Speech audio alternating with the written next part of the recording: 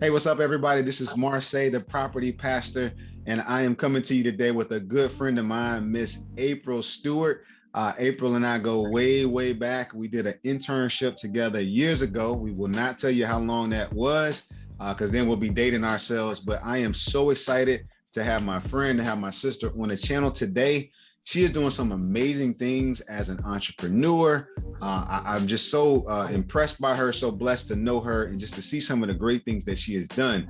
I'll let her brag on her own self, but I'm sure she'll be giving credit to God through the whole period, the whole time. But I'm just grateful for her coming on today. And April, thank you for hanging out today on the channel. Thanks for just bringing your knowledge, your experience, and your background. And you have been helping people to build wealth, specifically six-figure earners, primarily in the African-American space. And I'm just so blessed at what you're doing for the culture. And we wanted to just have you on today to talk through your experience, to share your journey, share your story, and to encourage people. So with that, thank you for coming onto the channel. Why don't you just greet the people real quick before we jump into the questions? Well, thank you for having me. Happy to be here. So I am April Stewart, also known as April the Money Coach. That's my brand. And I am a financial coach. I help women that are six-figure income earners to take the income that they are, they work hard for, that they're building, and turn it into wealth, so turn it into a seven-figure net worth. And I primarily do this through my financial coaching programs. I do speaking engagements. I've been featured in platforms such as Forbes, Business Insider, Black Enterprise, Afrotech, basically where I like to talk about using your income to build wealth, because I know a lot of people don't focus specifically on that, using their corporate income. So I like to talk about that topic because that was my path, and to show other women that they can take that path as well. Awesome. Like, as y'all can hear, she's got some credentials. She's been featured in different places, and that's just amazing. That's such a blessing. Why don't you tell us a little bit about your background? Tell us how you got to this place, right? You've gone full-time with financial coaching. You mentioned, spending time in corporate America, building wealth over the years. Tell us a little bit about how your journey, what was your journey like, and how you got to this point? So, like many of us in the Black community, like, I didn't grow up with financial literacy, financial education. So I basically learned from my family, from my parents, what not to do with money. And when it came to going out into the world, going into college and beyond, I really knew that when I started my first job, I knew that I was making a decent income, but I didn't really have a lot to show for it. I was having a hard time saving money. I was barely investing, participating in the 401k, because no one really told, even though it was there as a benefit at the job, like, no one really talked to me about the importance of it, how to maximize it. Like, I was listening to things on the radio, like, don't invest, like, they're playing with your money, that's gambling, like, you can lose all your money. So I was listening to things like that, being influenced by those things. And just with time, I was like, okay, this can't be the answer. Like, there's more to this. My money should be growing, my money should be doing more.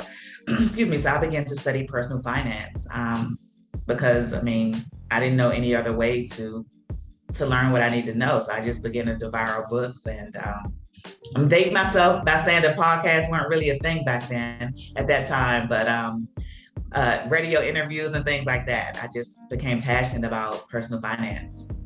That's amazing. So you mentioned a few things. You talked about, the way you grew up, and that's how a lot of us grew up, just with, just not the best example in terms of money management, and, those things that get passed down from generation to generation. And that's the beautiful part about what you're doing, is you're helping people to build generational wealth, which is not something that we typically have in the Black community.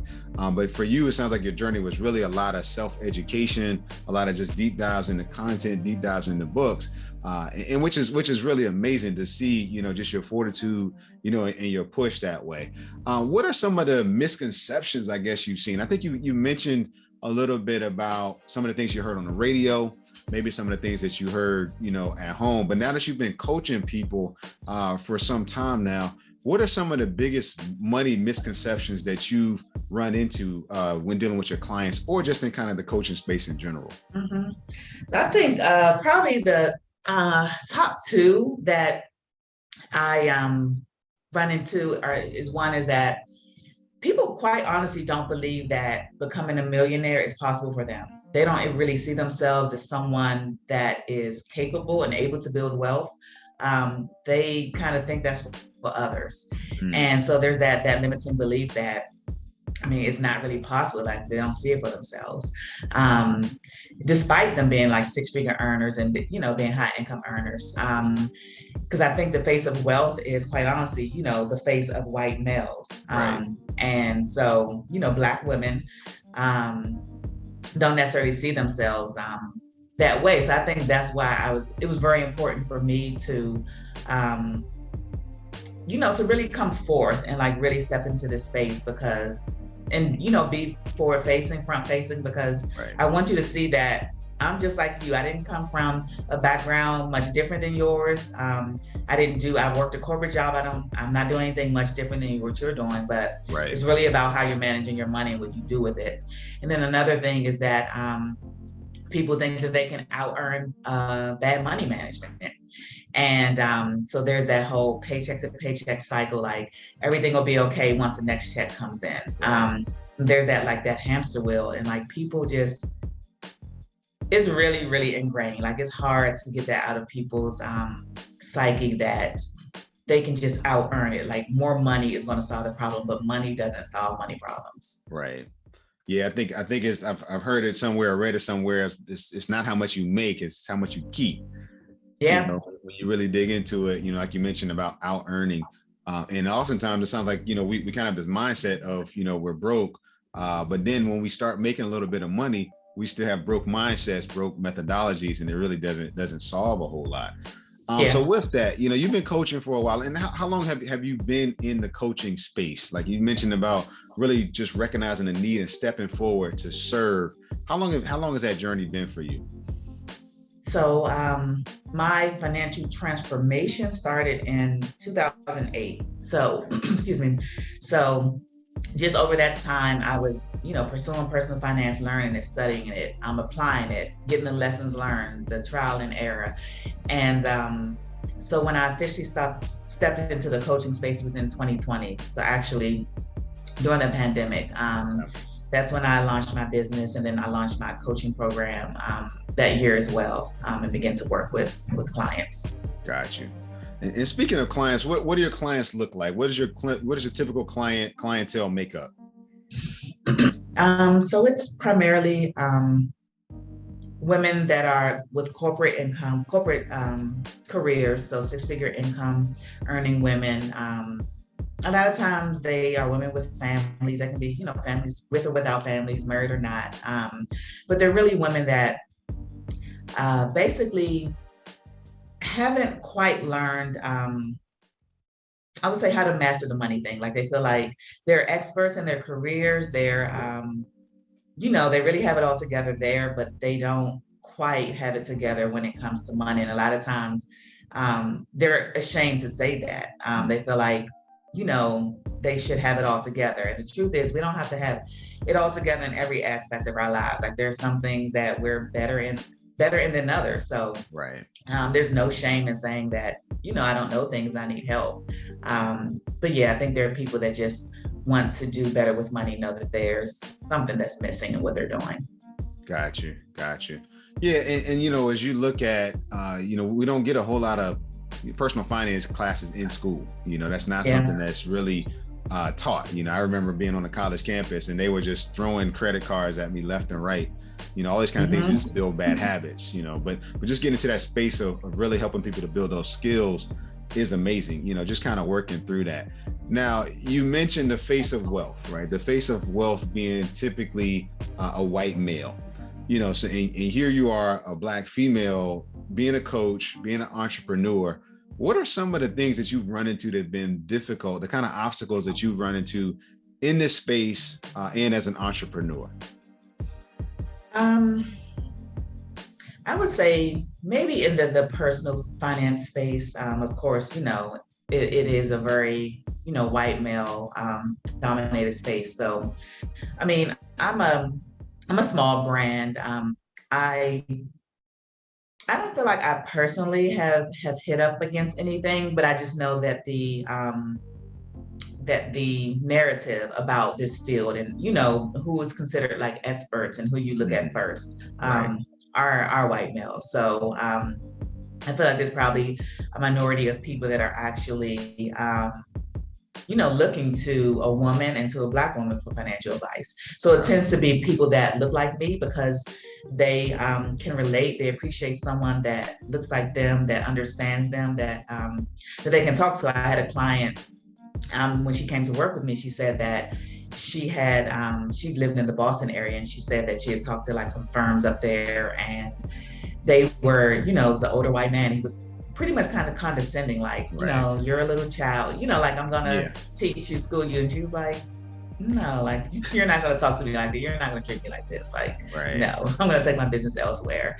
But I would say in the entrepreneurial space, probably my biggest challenge was working a corporate job full time and working my business pretty much full time as well. So just hitting up against all of that. And as I mentioned, of course, the pandemic at that time of like launching my business and then going into, you know, everything that we deal with in America with like race relations and protests and all of that.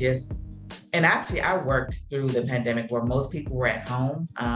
I was home for 3 months and then they called me back in June 2020. Oh, wow. So pretty much through everything, the height of everything, I had to be at work and have on this face. And I mean, it was just a lot, like it was just too much. So I did a year of that into June 2021. And actually I took a mental health break from work. I took 3 months off. And then when I went back in September of 2021, I left and went into my business full time. Nice. Now, what did you do, you know, in corporate America before you went full time in coaching? What was your career background? So my degree is in systems engineering, and I was a program manager. So I did program management. Got you. Okay. Yeah. So with this, right, you know, I mean, that's pretty amazing to start a business during a pandemic when a lot of people are shutting down, then do, you know, kind of side hustle, so to speak, right? Between, you know, starting your business, building your brand, working every single day and being in person. Some folks, when they were remote during that time, I mean, they didn't really have to do a whole lot because nobody was checking on them, but you had to go into the office. So that's pretty amazing, you know, to have that drive to be able to do that, you know, and really stepping into your passion and into what, you know, you consider your purpose and your dream. What do you find to be most fulfilling about doing this? Really just showing women, especially Black women, that this is possible for them. Like women, you know, we're the center of, you know, our society, our communities, our culture. And, you know, we give so much, we take care of so many people. So I want to see women serve well financially. I want to see them have options, not be stressed. I mean, money is a huge stressor for people. So I want to see them have peace of mind, you know, not have restless nights, the things that, you know, women come to me saying they have. And then also be able to take care of their children, their families. And also pass something down to others. Like I want them to know that all of that is possible. I want to show them how to do it. And then also to show them that, because I think we're discounted, like as just a person working a corporate salary. We're discounted, I think, from the wealth conversation. I think a lot of times the wealth conversations are focused on people that are you know, entrepreneurs, our real estate investors, our stock traders. These are the people that you feel like, oh, okay, they're out there, you know, making moves, building wealth. But you don't think that like, hey, me and my corporate job, my everyday life, like I can take what I have and build wealth too. So I want to bring that, you know, I want to focus on that niche. I want to bring us to the table as well, because we also, you know, there's also a path for us. So I'm just really passionate about, you know, showing that. Yeah. Absolutely. And that's so important because, you know, as you mentioned, there are people who just kind of, they're kind of looking, you know, how do I do this? But you being able to kind of walk them through that process and actually show them, hey, there is a seat at the table for you and I look like you, you know, and I'm going to show you how to do it. What is that process? So when a person comes to you and they want to sign up for personal coaching or group coaching and whatnot, what are some of the steps you actually take them through that discovery process and so they can turn, you know, their income into 7-figure wealth? So my So my program or my framework is what I call the Millionaire Money Plan. So basically, it's a holistic plan to your finances. So we basically go from beginning to end, starting with your mindset. So we work on, your mindset, limiting beliefs, past trauma, around money, all of those things that a lot of times people don't realize that they have to acknowledge and face and deal with before they can like move forward. Right. So we deal with that. We deal with, of course, your spending plan, which some people may call your budget, but it's beyond maybe what you typically would consider budgeting. It's basically you're going to spend money each month anyway. You're going to spend money, so it's how are you spending? What are you doing with it? And then basically, more importantly, how can you repurpose your money to your financial goals? Right. So we deal with your spending, we deal with your debt elimination, your savings, because a lot of times people don't have enough savings so that when any of life's emergencies or gotchas come up, they are automatically pulling out a credit card, which is, bringing in further stress to the situation. It's putting you further in debt. It's, tearing down what you're building up. So you want to have like that cushion, those savings to rely on instead of, debt and credit cards. And then your investment strategy. So basically, investing in the stock market, long-term investing is the investment strategy that I help women around. And it's basically, I think the fastest way, a very fast way to millionaire status, of course, especially with someone that doesn't have an unlimited income. If you're in a corporate environment, you have a fixed, a cap, an income that is going to hit a cap. So it's going to be a matter of investing well, and then also protecting what you're building, what you're investing. So we also deal with some things around building wealth, like estate planning. Of course, I'm not an estate planner, attorney, but I've done the process, and there aren't many people that people can talk to about that. Know someone that actually has built a trust and done things like that. So I take them through that process. I tell them what they need to do if it's applicable to them, and then how to hire a state attorney and things like that. So the things that you also need to do to protect the wealth you're building and pass it down, because that's of course the most important part. Yeah, no more GoFundMe's to bury auntie. I'm so tired of no. We have to break that cycle. Like we gotta do we have to stop starting over with every generation. Like we gotta pass stuff down. Yeah, that's key. That's key. You hit on a lot of things. And what do you typically see? Like if a person's looking at like, hey, I'm a 6-figure earner, or maybe I'm not quite there, but I really like these principles.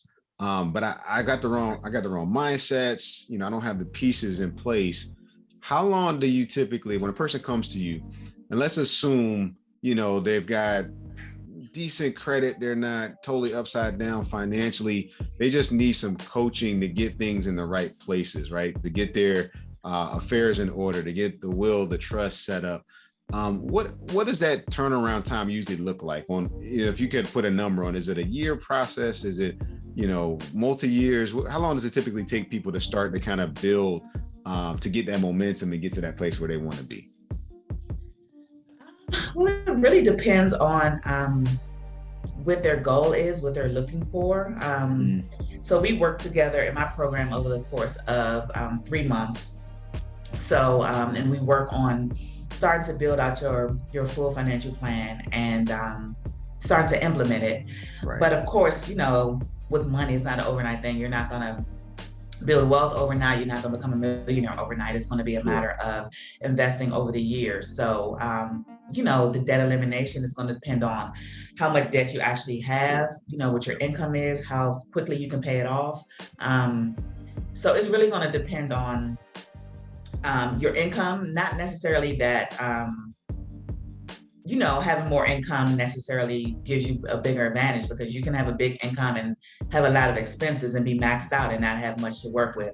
So it's really kind of your income to expenses ratio and how much you really have to work with, so that we can use it to fuel your goals. Got you. So that timeline is really different for really for case each by person. case. Yeah. Yeah. And how committed and focused you are. Right. And a lot of times I say with me, I was very, in terms of eliminating my debt and building my full emergency fund, it took me, I think, a year and a half to do that whole process. And I had like $25,000 in debt, which I Okay. paid off in 8 months. So that was a little over $3,000 per month. And then I built an emergency fund of, say like $18,000 in like 6 months. Okay. And so like a total of a year and a half to kind of deal with like maybe $45,000 to $50,000 worth of debt and savings. And I was just really focused on that year and a half. And I'm like, I have the rest of my life ahead of me. Like, I can buckle down for a year and a half to like set myself up well financially. Right. So if you have that mindset, if you're focused, if you're committed, then you can get things done like even quicker. It's just really about your drive. And that's so important. I think a lot of times we miss that, especially, in our culture. We're like, I'm always going to be in debt. I might as well. A lot of people are like, I'm just going to file for bankruptcy. But here you have turned something around in a year and a half, not only knocked down all your debt, but also built that emergency fund. And trust me, you sleep a whole lot better, if your car goes out and you got $18,000 saved up, versus your car goes out and you're $18,000 in debt. That whole peace of mind goes so much further. But I really appreciate you kind of talking about that, because I think people, can't see that, in terms of how little time it really takes you by buckling down to really turn your situation around. So that's really encouraging. And if you think of it in the grand scheme of things, I mean, this is a long-term thing. Like, this is your life. So if you think about this year and a half, 2 years, even if it's 5 years, I mean, whatever it is, like over the, the course of your life, and not just your life, but hopefully if you're building beyond yourself, like just really setting yourself up strong, to, go beyond, like it's totally worth that short-term sacrifice. Right. And I tell my women too, because sometimes they're concerned, like they're hesitant initially before they get into it and see some of the progresses, but they're like, well, I still want to brunch, I still want to take vacations, all that. That's fine. We have to look at your situation, because I don't want you to feel deprived. If you feel deprived, that's miserable and you're going to want to quit. Right. So it has to be realistic. Yeah. So it has to be realistic, and you have to live your life as well during the process. I got you. So, yeah. Okay. So it sounds like as a coach, right, you're kind of catering a plan. I mean, you've got your principles, but you're catering that plan to every individual client to figure out what's realistic for them. Yeah. We talk about, their particular situation, their particular goals, and, setting it up in a way that works for them. Because it's personal finance, it's personal. Like they're definitely, there's a framework, there are principles, guiding principles, but you need yourself in it. You need to, you need to feel it for yourself in order for you to stick with it. That's what I want most. I want people to be able to stick with the plan, work it long-term. Like the money plan, the elements that I talked about, these are things that have governed my relationship with money over these, since I started in 2008. I come back to my framework over and over, like when I'm faced with situations, because life is going to happen. These are going to ebb and flow. Like say, for instance, I had to, as you mentioned as an example earlier, I had to, we had to bury my father. He didn't leave anything behind. So me and my sister had to dig into our savings to fund everything. So that, knocked my savings down. I had to go back to my plan and like work it and build it back up. So like, it's about having a relationship with your money, a way to have a relationship with your money throughout the rest of your life. Wow. Yeah. I mean, and even in that, living those same things that people live every single day, you were able to figure that out, because you had a plan. Yeah. Now, let me ask you this question. What, because I'm sure you've seen some people who haven't succeeded in their plan in your coaching process. What would you say differentiates people from being successful in building their plan and getting ahead to failing or saying, you know what, this is not for me? What are some of those, just a couple of things that really kind of make the difference? Quite honestly, it's really about the person. So some people just aren't willing to change, and then some people don't want to do the work. Right. I don't know what you think, it's going to be, like what you thought. Like, of course, I can't do the work for you. I can show you how to do the work. I'm not there with you every day of your life, for the rest of your life. That's not what it's meant to be. Like, that's not how it should be. But there is some an element of work you have to put in. You actually have to, of course, we set the plan up, but then you actually have to follow it and, stick with it and maintain it. And I don't know, some people just don't want to do the work. So, so yeah, it's just really about the person, like how committed they are. If you're just interested, if you're just curious, then it's not for you. You're not going to be committed. So you have to be ready and willing.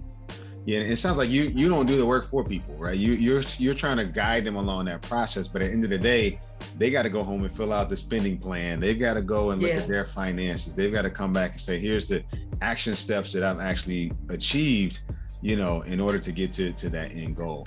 Right. Yeah. And I give them everything. I give them the spending plan to fill out. I give them the debt limit. They have all the pieces. Of course, they have to, put their information in and then, come back to me with questions. We talk about it and all of that, and then go forth and execute this plan that we put together. Right. Absolutely. Now, I want to circle back a little bit to your journey. You talked about back in 2008 when you got started, alongside your journey. And just reading through books, and listening to interviews, which every day is podcast nowadays, but we didn't have that back in our day. But what are some of those resources that really shaped, you talked about your mindset, and then also some of the skills that you're using today? What are just some, if you had like maybe 3 or 4 resources that really helped you along that journey that you would recommend to people? A big mindset one for me was The Millionaire Next Door, because it showed that, it showed that, first of all, the habits and things of millionaires, the lifestyle, but it showed that, like, it's not, because I think we confuse millionaires with celebrities. Right. And, the millionaire could be the unassuming person living right next to you that you would never know. But we think that it's like flashy and a lavish lifestyle and all that. And I'm like, no, that's what a celebrity is. Right.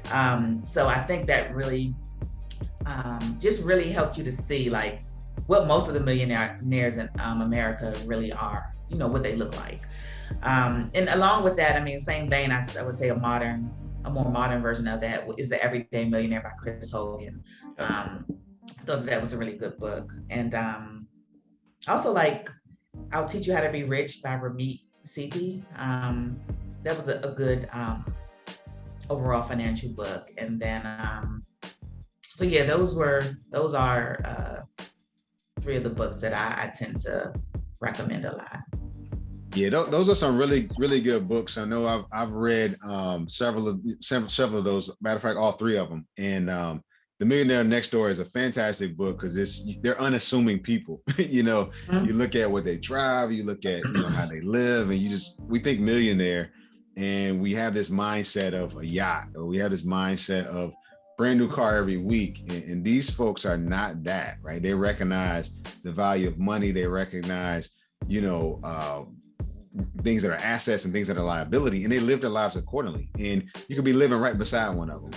So I think those are just some fantastic resources.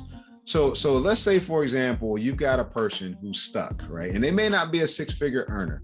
They may not be able to get to that place of, affording coaching, but they want to start that journey. What advice would you give that person who's listening? They're like, my wage is not the best. I've got a lot of bad mindsets. I'm considering bankruptcy, and I just feel like giving up. What kind of advice would you give a person in that boat? Well, for one, giving up is not going to solve anything. There's really no magic pill, but nothing that's going to solve your money issues other than you getting involved and like doing the work. Right. So, excuse me. And I feel like a big thing that it starts with is having insight into what you're doing with your money. Most people really underestimate that and like the importance of it. Most people have no idea what they're doing with their money. Right. And I would say that before I started my journey, I was the same. Like, my money was a black hole. I made it, it came in, it went out. Right. What happened in between, I had no idea. And it wasn't until I started to get that insight into my money by the way of, spending plan or budget, that I was actually able to like make real moves, start to make moves. So prior to that, it was like no matter what I did, I couldn't save money. Like, I don't know, it just all went. And just by having that insight, having things all laid out in front of me, that was from that. I mean, it felt like I got a raise, even though nothing changed, but like, Right.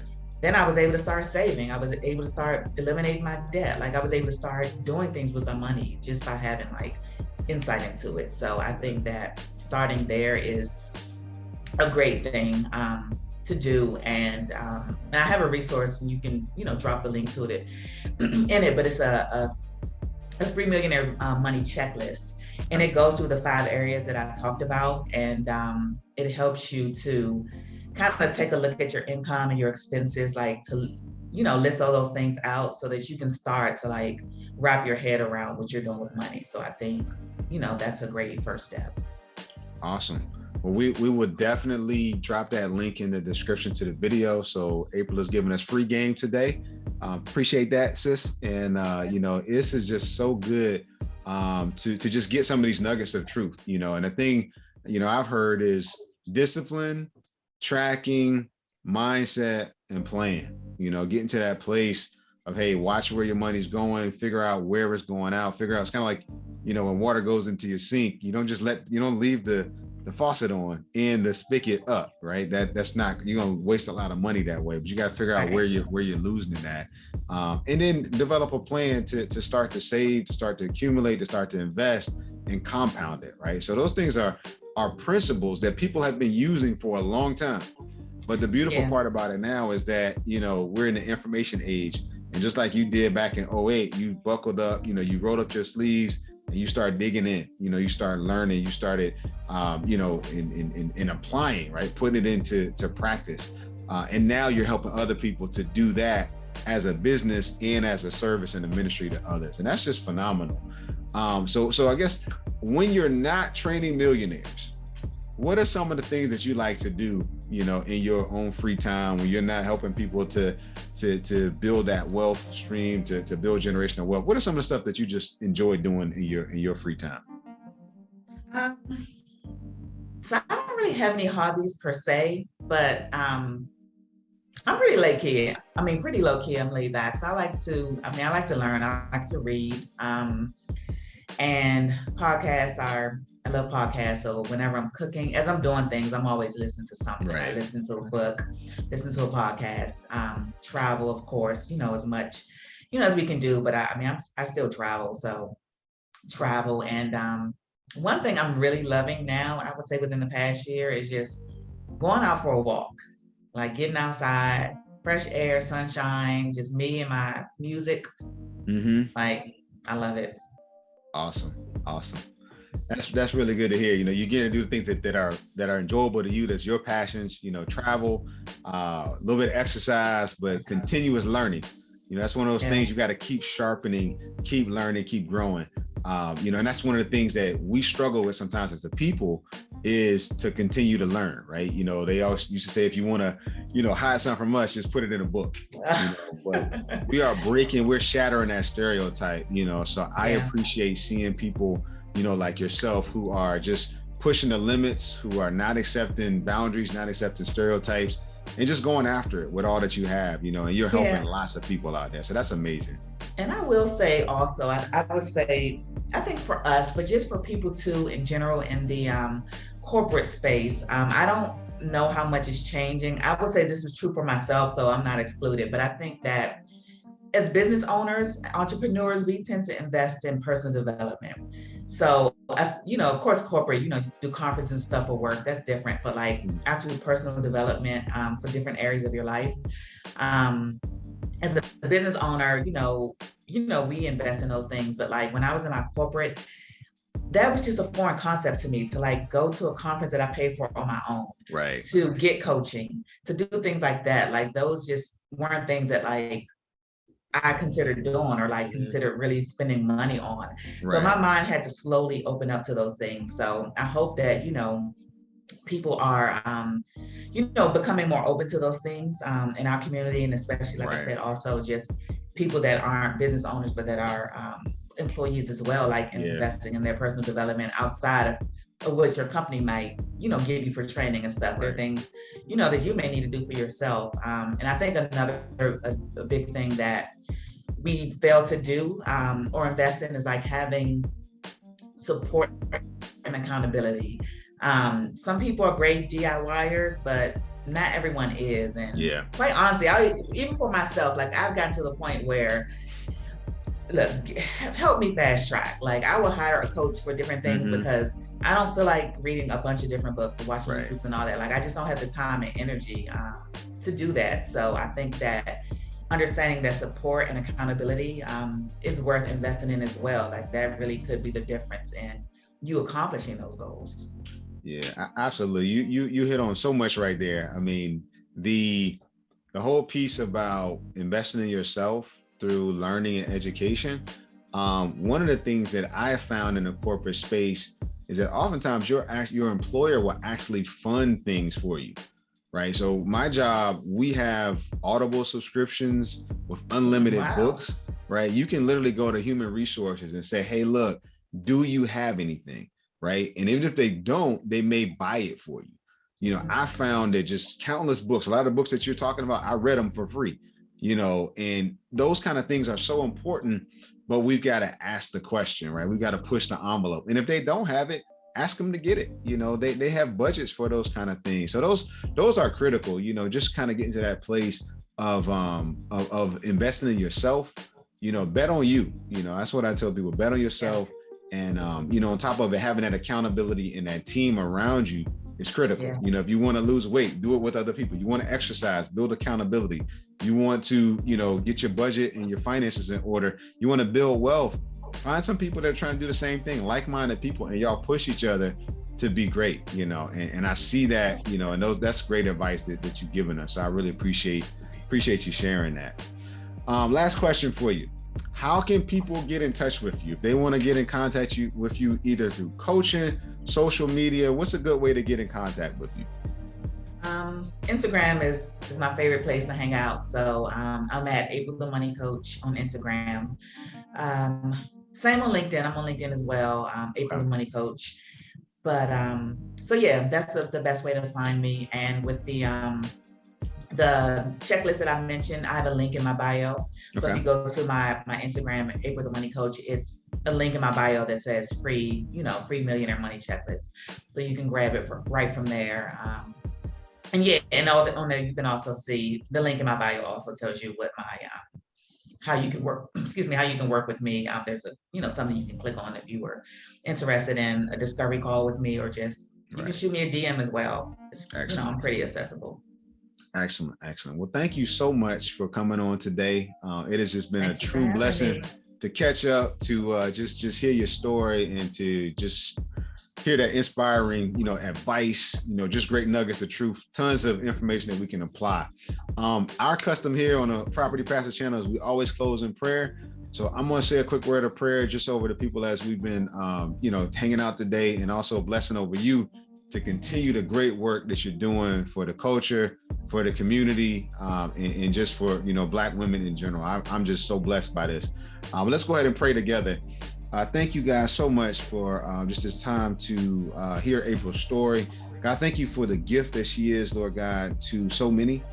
Thank you, God, for giving her the skills, the talent, the drive, the ability to just bring principles, God, to put together plans and to coach people along so that they can build generational wealth. God, you told us in your word that a good man, a good woman builds an inheritance or leaves an inheritance for their children and their children's children. And here you're using April to do just that, God. So I pray that you open up new doors for her. I pray, God, that you will bless her, Lord God, in her journey. I pray, Father God, your hand will be upon her in all that she does.